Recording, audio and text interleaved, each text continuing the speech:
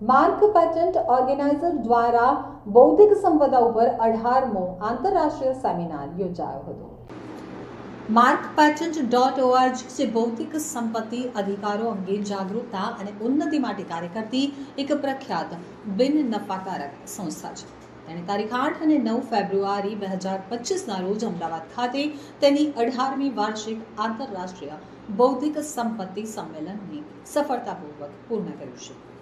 કાર્યક્રમના પ્રથમ દિવસે કાર્યક્રમની શરૂઆત પરંપરાગત દીપ પ્રાગટ્યથી થઈ હતી, જે જ્ઞાન અને પ્રકાશનું પ્રતીક છે. માર્ક પેટન્ટ.orgના ટ્રસ્ટી ડોક્ટર ઓંકાર આચાર્યએ વેલકમ સ્પીચ આપી હતી. તો બીજા દિવસે ડોક્ટર સત્ય આચાર્ય મુખ્ય અતિથિ તરીકે ઉપસ્થિત રહ્યા હતા અને ઉદ્યોગ સાહસિક વિકાસમાં IPRની ભૂમિકા વિષય ઉપર પ્રેરણાદાયી ભાષણ આપ્યું હતું. તો આ સત્રનું સંક્ષિપ્ત સમાપન શ્રી S. ચંદ્રશેખરન દ્વારા કરવામાં આવ્યું હતું, જેમણે IPRના બદલાતા દ્રશ્યપટ વિશે કિંમતી અભિપ્રાયો આપ્યા હતા. ડોક્ટર રાજેશકુમાર આચાર્ય દ્વારા બધા જ ભાગ લેનાર મહેમાન વક્તાઓ અને ઉપસ્થિત પ્રતિનિધિઓનો આભાર વ્યક્ત કર્યો હતો.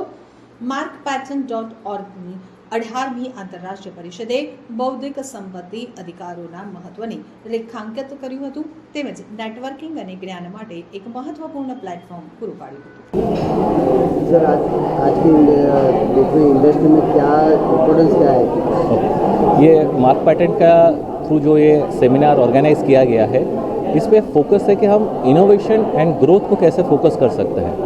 पैटेंट फाइलिंग एक तो चल ही रहा है, बट वो पैटेंट से कैसे नया प्रोडक्ट बन सकता है जो मार्केट पे इनोवेशन लेके आ सकता है, और एक इंडिया एक पावरफुल कंट्री हो जो जिसका अंदर इनोवेटिव प्रोडक्ट्स और बने, तो उसके ऊपर हम लोग आज डिस्कस कर रहे हैं. और उसकी होल जर्नी के बारे में हम बात कर रहे हैं कि हम कैसे नया टेक्नोलॉजी नया इनोवेशन लेके आए और इस कंट्री का प्रॉब्लम को सॉल्व करें और ग्लोबल प्रॉब्लम को भी सॉल्व करें, उसके बारे में डिस्कस कर रहे हैं. सर इंडिया को आईटी में क्या अभी क्या स्टेटस है? इंडिया का जो ग्लोबल इनोवेशन रैंकिंग है वो ओवर द पीरियड बहुत इंक्रीज़ किया है. नंबर ऑफ फाइल जो हम पैटेंट फाइल कर रहे हैं उसका ऊपर भी ग्रोथ हुआ है. सो वर्ल्ड कॉन्टेक्स्ट पे हम लोग ग्रोथ कर रहे हैं. अगर वो जो ग्रोथ को लेके जो स्टार्टअप बन रहा है, अभी भी हम वर्ल्ड का 3rd लार्जेस्ट स्टार्टअप इकोसिस्टम बोला जा रहा है. सो ग्रोथ तो हर एक जगह पे है, बट इस ग्रोथ को आगे हम कैसे सस्टेन कर पाएंगे और उस पर कितना नया इनोवेटिव प्रोडक्ट्स लेके आ सकते हैं, वो चैलेंज के लिए हमको हमारा एकेडमिया, इंडस्ट्री, इन सबको कनेक्ट करके बेटर सॉल्यूशंस लेके आना है, और उसके बारे में आज हम डिस्कस कर रहे हैं.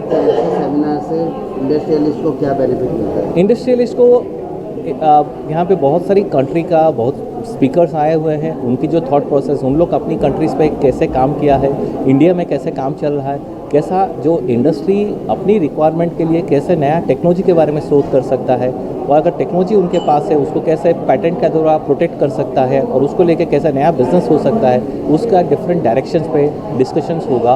और इस पे इंडस्ट्री का जितनी भी मेंबर्स है सबको पता चलेगा कि ये पैटेंट का प्रोसेस और पैटेंट का जर्नी, इंटेलेक्चुअल प्रॉपर्टी का जो जर्नी है वो कैसे સસ્ટેનેબલ ગ્રોથ અચીવ કરને. જ્યારે આત્મનિર્ભર ભારતની વાત કરીએ ત્યારે આત્મનિર્ભરતા એ બૌદ્ધિક સંપત્તિ વગર શક્ય નથી, અને જ્યારે આપણે બૌદ્ધિક સંપત્તિની વાત કરીએ ત્યારે એનું રક્ષણ પણ એટલું જ જરૂરી છે. હવે આ બૌદ્ધિક સંપત્તિના કાયદામાં પેટન્ટનો સમાવેશ થાય છે. પેટન્ટ એ તમને એના માટે મળી શકે કે જ્યાં તમારું ટેકનિકલ કોન્ટ્રીબ્યુશન હોય, અને આ ટેકનિકલ કોન્ટ્રીબ્યુશનને તમારે જો પ્રોટેક્શન આપવું હોય તો તમે પેટન્ટના કાયદાનો ઉપયોગ કરી શકો છો. હવે પેટન્ટની આપણે ઇન્ડિયામાં વાત કરીએ તો ગયા વર્ષ કરતાં આ વર્ષે એમાં લગભગ 24% વધારો થયો છે.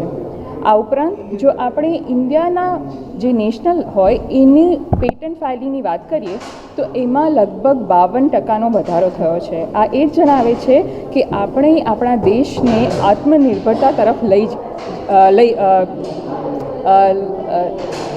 તરફ દોરી રહ્યા છીએ. અને અમે આશા રાખીએ છીએ કે આ જે 2 દિવસનો જે સેમિનાર અમે આયોજિત કર્યો છે એનાથી આત્મનિર્ભરતાને સપોર્ટ કરવા માટે જે બૌદ્ધિક સંપત્તિના કાયદા છે એ ઉપયોગી બને, અને જે પણ ઇનોવેટર છે એ પોતાની ક્રિએટિવિટી અને એના ટેકનિકલ એડવાન્સમેન્ટને પેટન્ટના કાયદા, કોપીરાઇટના કાયદા અને ટ્રેડમાર્કના કાયદાથી પ્રોટેક્શન આપી શકે. કઈ કઈ વસ્તુનું પેટન્ટ કરાવી શકાય છે? હવે જો પેટન્ટની વાત કરીએ તો એમાં ફાર્માસ્યુટિકલ પેટન્ટ હોય, મિકેનિકલ પેટન્ટ હોય, કોમ્પ્યુટર રિલેટેડ ઇન્વેન્શનની પેટન્ટ હોય, એટલે જ્યાં પણ ટેકનિકલ કોઈ પણ વસ્તુ આવે તો એને પેટન્ટના કાયદાની અંડર પ્રોટેક્શન મળે છે. કોઈ પ્રોસેસને પણ પેટન્ટ કરાવી શકે? ચોક્કસ પ્રોસેસની ચોક્કસ રીતે પેટન્ટ મળે છે અને પેટન્ટ એ પ્રોસેસ અને પ્રોડક્ટ બંનેને મળે છે. એટલે તમે જો કોઈ નવી પ્રોસેસ ડેવલપ કરેલી હોય તો એને